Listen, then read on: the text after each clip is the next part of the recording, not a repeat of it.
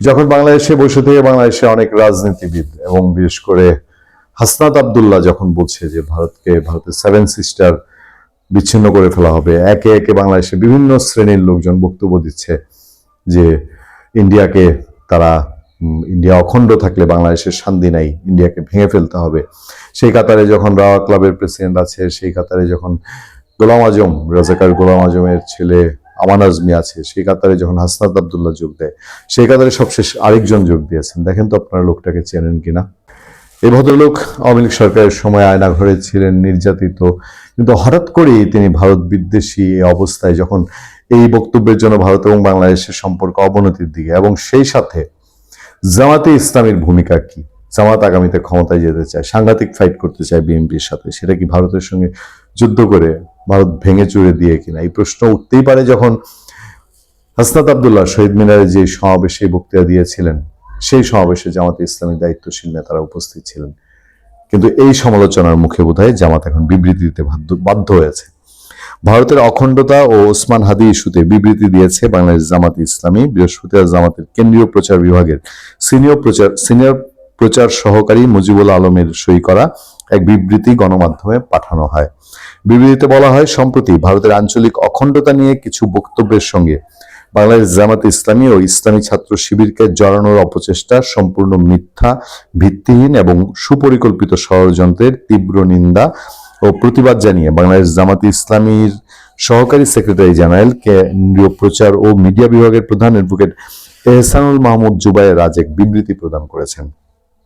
তিনি বলেন, ইনকিলাব মঞ্চের মুখপাত্র জুলাই আন্দোলনের অন্যতম যোদ্ধা শরীফ ওসমান হাদির উপর বর্বর হামলা এবং পরবর্তীতে হামলাকারীদের প্রতিবেশী দেশে আশ্রয় গ্রহণের খবরের ভিত্তিতে সৃষ্ট পরিস্থিতিতে বাংলাদেশের জনগণের মনে যে তীব্র ক্ষোভ তৈরি হয়েছে তা আমরা গভীরভাবে লক্ষ্য করছি। এ প্রেক্ষাপটে জনপরিসরে বাংলাদেশের সার্বিক পরিস্থিতিতে ভারতের ভূমিকা নিয়ে ব্যাপক সমালোচনা হচ্ছে। দুঃখজনকভাবে এই আলোচনার মধ্যে কারো কারো বক্তব্যে ভারতের আঞ্চলিক অখণ্ডতা নিয়ে যেসব মন্তব্য এসেছে এবং অনলাইন পরিসরে যেসব বক্তব্যের সঙ্গে দুঃখজনকভাবে বাংলাদেশ জামাত ইসলামী ছাত্র শিবিরকে জড়ানোর অপচেষ্টা লক্ষ্য করা যাচ্ছে। মানে অনেকেই বলছেন যে এই যে ভারত ভেঙে ফেলার কথা যারা বলছে, তাদের পেছনে জামাত বা ইসলামী ছাত্র শিবিরের সম্মতি এবং শেল্টার আছে কিনা, সেই প্রেক্ষিতে জামাত বলছে তাদেরকে জড়ানোর চেষ্টা করা হচ্ছে। সেই বিবৃতিতে বলা হচ্ছে, আমরা স্পষ্টভাবে জানাতে চাই, বাংলাদেশের সঙ্গে ভারতের আচরণ এবং 5 আগস্টের অভ্যুত্থানের পর বাংলাদেশকে অস্থিতিশীল করার যে কোনো ভূমিকার বিরুদ্ধে বাংলাদেশ জামাত ইসলামী শুরু থেকে কঠোর ভাষায় নিন্দা জানিয়ে আসছে।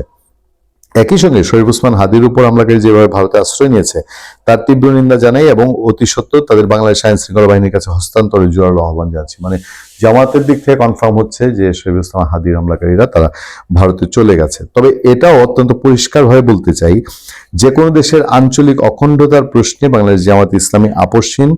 কোনো দেশের অখণ্ডতা নিয়ে বক্তব্যের সঙ্গে জামাত ইসলামী এবং ইসলামী ছাত্র শিবিরের জড়ানোর চেষ্টা সম্পূর্ণ মিথ্যা, ভিত্তিহীন ও সুপরিকল্পিত ষড়যন্ত্রের অংশ। এ ধরনের অপপ্রচার ও মিথ্যাচার অবিলম্বে বন্ধ করার জন্য সংশ্লিষ্ট সকলকে আহ্বান জানাচ্ছে। মানে ভারত ভেঙে ফেলার যে ইস্যু, সেই ইস্যুতে জামাত জড়িত না।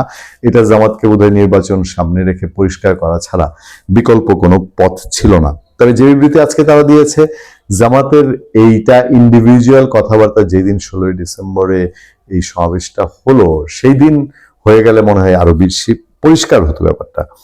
বাংলাদেশ জামাত ইসলামী বরাবরই ন্যায় বিচার, আন্তর্জাতিক আইন, প্রতিবেশী রাষ্ট্রসমূহের সার্বভৌম আঞ্চলিক অখণ্ডতার প্রতি শ্রদ্ধাশীল রয়েছে এবং ভবিষ্যতেও থাকবে। মানে জামাত বোঝাতে চেয়েছে যে তারা ভারত ভেঙে দেওয়ার এই শব্দ, সেটার সাথে তারা একমত না।